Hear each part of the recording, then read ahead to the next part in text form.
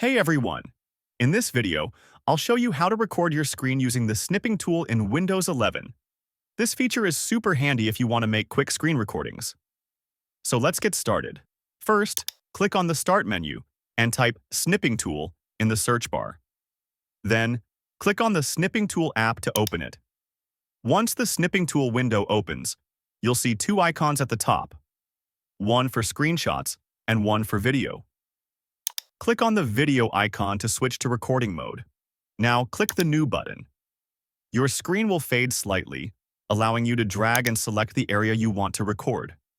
You can also turn on the microphone if you want to record your voice, or mute the system audio if you don't want background sounds. After setting up your recording area, click the Start button. A short 3-second countdown will appear, and then your recording will begin.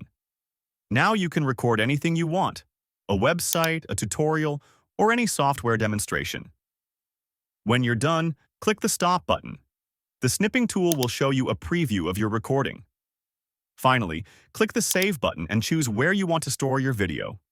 And that's it. You've successfully recorded your screen using the Snipping tool in Windows 11. If you found this tutorial helpful, don't forget to like, share, and subscribe for more easy tech tutorials. Thanks for watching.